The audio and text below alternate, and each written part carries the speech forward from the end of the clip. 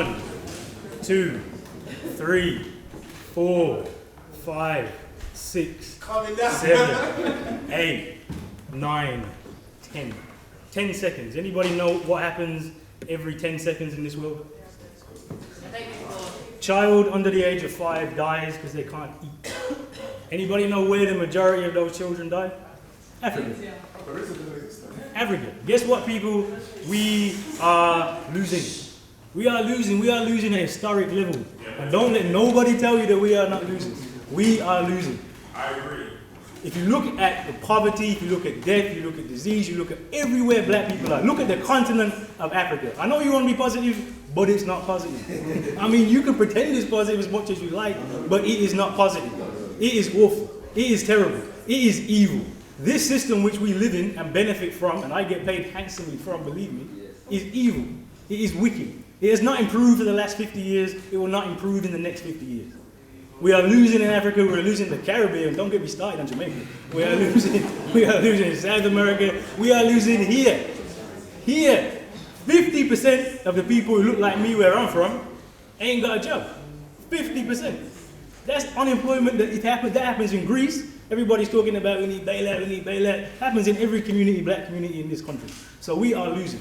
I would love to be positive, I'd love to be cheery, but the reality is it ain't good. And not only should we be saying it ain't good, we should be depressed, we should be ashamed, and we should be appalled. Follow with me. You know why we should be appalled? No, listen. I ain't positive. You know, I'm gonna end positive. I ain't gonna start positive. I wanna start. You know what Malcolm X used to do? Malcolm X used to go around to white people, largely white people, and he would curse them out. And he would say, look at the evil you've done in the world. Look at the stuff you've done in the world. And you know what? Since the Racial Relations Act in this country, since people like myself have started getting good jobs, look at the evil we have done in the world. Look at the system that we are supporting. You talk about Britain like, oh, it's against you. You're part of it. You get the welfare state. You got a house. You get benefits. You get your job. You're part of it. You, me, and everybody's benefiting from this system the same way the white man will benefit from this system. We just don't benefit from it quite as much. But the dead piles of African children who put in this room who have died since we came here, we are as responsible as anybody else, and we should be disgusted with that. I'm gonna get positive. Bear with me. The truth hurts, but bear with me. Malcolm said, why would you want to integrate into this wicked race of devils? This is the question we need to ask ourselves. Why are we so quick to want to be part of a system that kills a child every 10 seconds? They don't die by accident. They don't die by coincidence. They die because of this system which we want to be part of. Don't tell me about equality. Tell me about freedom. Yes. Don't tell me about how do I get promoted to professor. Tell me about how do I stop those children dying. Yes. And you can't do that in this system. It's impossible. Impossible. I'm going to quote Malcolm X a lot today, because I always do. Go ahead, sir. Malcolm said, a chicken can never lay a duck egg. Capitalism is never going to be not racist. Those children are never going to not die because we think happily about ourselves. Yes. Our problems are not in our minds. They are not from psychic, physical force. They are from the system that we live in. A system that kills and oppresses people that look like us all over the world. This is why Garvey says, the black skin is not a symbol of shame, it is a glorious symbol of greatness. This is why we have to embrace blackness, because if we weren't black, we'd have forgotten about them people in a long time. It's only because they look like us that we kind of think, oh, yeah, maybe we should be connected to them. Right? That's why Pan-Africanism is important. That's why the politics is important. But if we're going to talk about Pan-Africanism, we have to talk about the politics. Pan-Africanism is not cultural nationalism. Anybody have cultural nationalism? Cultural nationalism is the Hotepers, right? That's the think African, dress African, wear African, etc.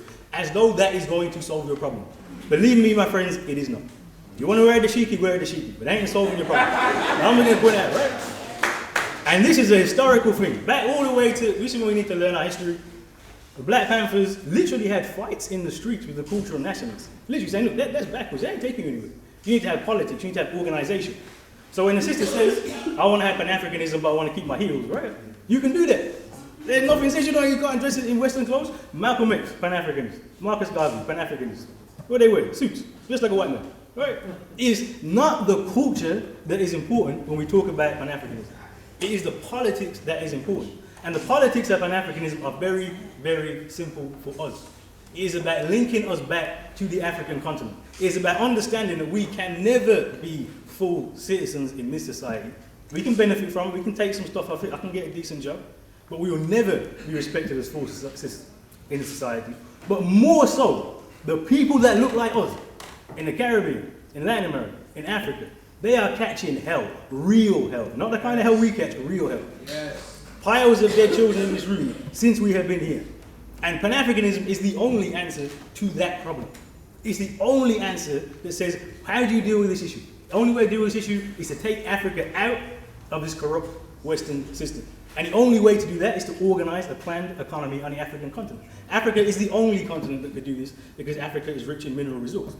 If Africa organizes, unifies, it can actually be self-sufficient. It's actually possible. This is the politics of Pan-Africanism. It is not a dream. It is not some fantasy. This is a politics that, yes, has been attacked. Yes, is on the ground. Yes, of course, the Western powers and the Chinese want to get rid of that politics. So it's a bit difficult. But in people in here's lifetime, this was a real struggle. A real struggle. Ghana, Senegal even, Guinea, Tanzania, Namibia, Sudan. You can name countries. Kenya, look, Burkina Faso, yeah, Syria, always countries, right? This is a real politics. Yes, it's in trouble.